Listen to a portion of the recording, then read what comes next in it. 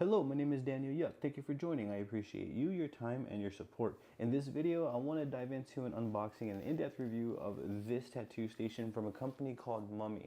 By the end of this video, we can know what to expect from this tattoo station right here. I will be leaving my Amazon affiliate links for you in the description below in case you want to check out the gear that's featured in this video on your end. Should you have any questions, please feel free to drop them down below. I'm going to do my best to assist you in the best possible direction. Please don't forget to subscribe and ring that bell for me, as I'm going to be bringing more videos like this for you. With that being said, let's get right on into this. First and foremost, I would like to thank POARMEEY for sending me out this tattoo station so that way I could bring you all a full in-depth, honest unboxing and review. Now, what I'm going to do is I'm kind of just going to show you the box here, and then we're going to dive into seeing all the content, setting it up, and then seeing what it looks like set up and what it can offer to me or us as tattoo artists. Now, what I want to do is begin with the box. This is the box right here. As you can see, it's pretty straightforward. There's nothing really different going on here. There is a sort of tag here that has some information, so we're going to go ahead and remove that for now. This is the front, and this is the side right here. This is the back. So this is where we're going to start. We're going to go ahead and open this up and kind of start getting to the contents. So from here,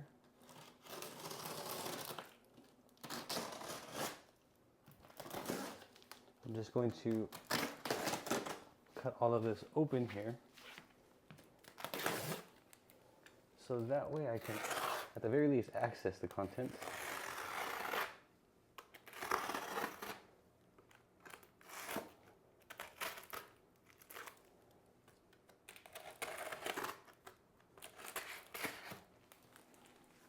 So we got that opened there, or at the very least, pretty much cut off, so we can get into the box here. So this is everything that's included within this POARMEEY package. As you can see, we do have instructions right here. So this is a user manual.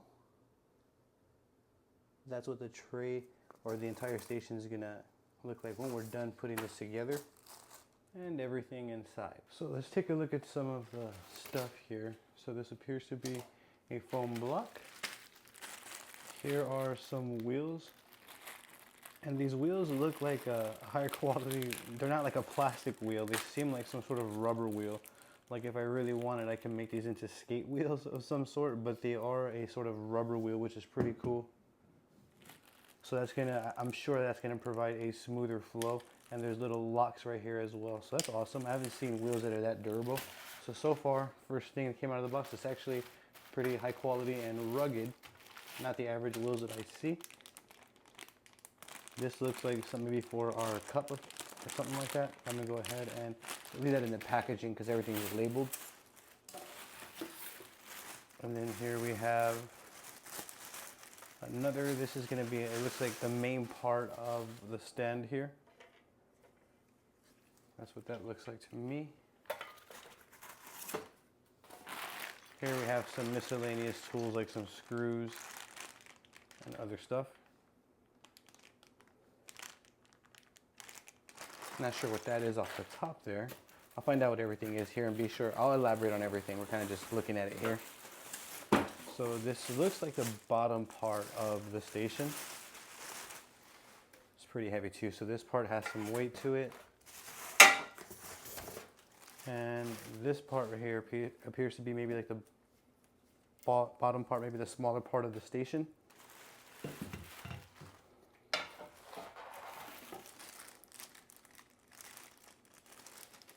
I'm not too sure what this, I think this is going to be the napkin holder where you place your wipes on. And then we have some cardboard.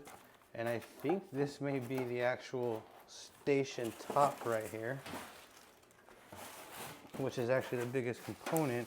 So this is the station top. This is the station that we have to work with. I'm not sure if it's all on frame there, but it's actually a pretty large station. I didn't think it would be that big, but it's a pretty large station. It's made of a metal material, so sterilization is gonna be easy. We can simply wipe it down. But at first impressions, this thing out the box seems pretty durable and rugged. I wanna go ahead and start setting that up and we can kind of see what it looks like set up and what exactly it has to offer. At the moment, It has space and durability because of the wheels, and it has the space because of the size of the table. I kind of want to see if it's easy to assemble now. Here is the user manual. Let's go through some pages here. So this is going to be the first page. I'm not necessarily sure what any of that means, but I'm going to go ahead and put it here in a video so you can know what to expect. So here's a page that has all of the parts and the part number. So let's say the stickers fell off, or for whatever reason yours didn't have the part number, it's going to be right here. That's fantastic. So it does look as though there's a larger and a smaller top in that arm that I saw a little while ago. So it actually it actually looks pretty straightforward. So it doesn't look like assembly is going to be too difficult at all. Let's get on over into assembly. According to the setup instructions here, we're gonna need a tool, and then I'm gonna start with the wheels is what it's telling me. So that's basically where we're at right now. I'm gonna screw this in by hand until I can't anymore. So that's basically the first step. So I'm just gonna install the wheels.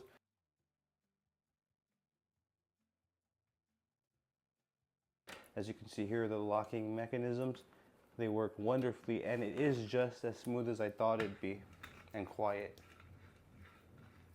So that right there is very important to me.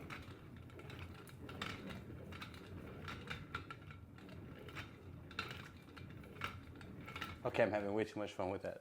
So moving on to step 2 here, it looks as though it's going to be this part right here. So we're gonna mount this to the frame like so. And how I'm gonna do that is I'm just simply going to line this up, and then G comes out on the other end to screw the bolt into the other end. Let's see if I can tighten it the rest of the way. So I was able to tighten by hand both of them, but you do have the screw in case you can't tighten by hand right there available. That is step 2. It doesn't say anything about this part just yet, but we'll go ahead and get there here shortly. So you can see that's step 1 right there. Here is step 2. And then we're gonna use G's. I believe it's gonna be the same bolt that we use on step 2. It looks like on step 4 we're going to use a smaller and a larger.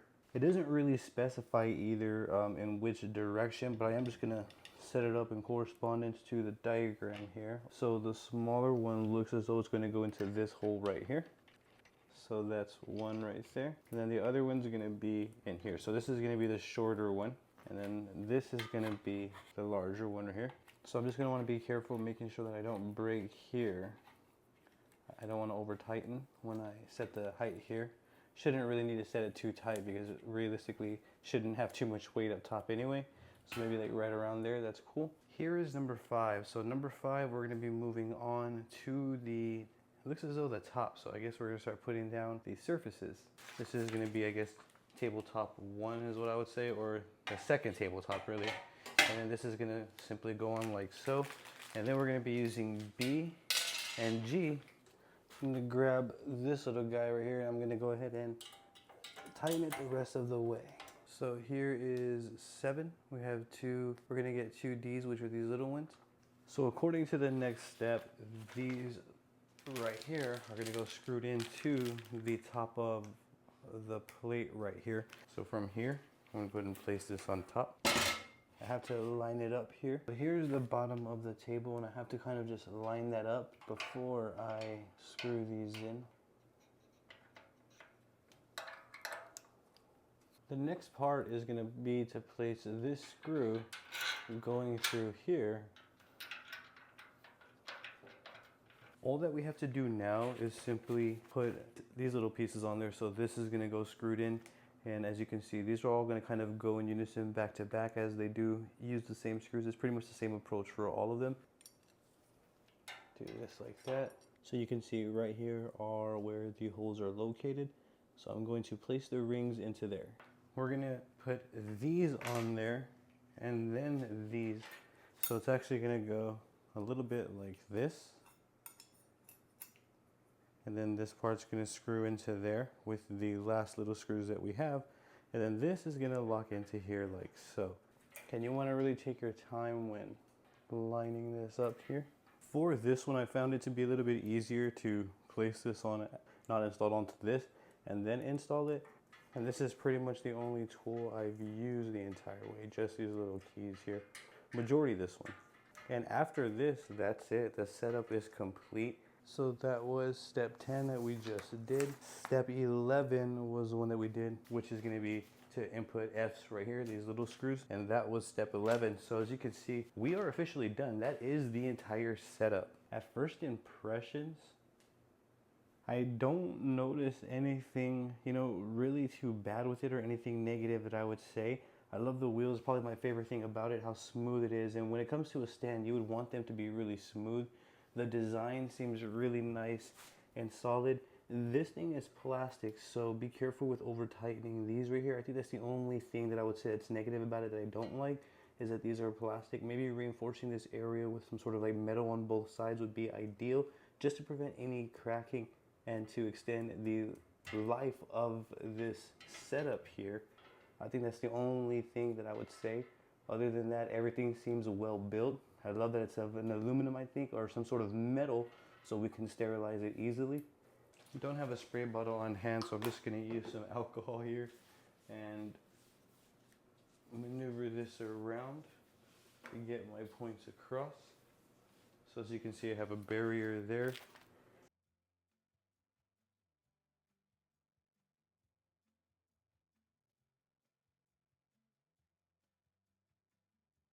Throughout the tattooing process.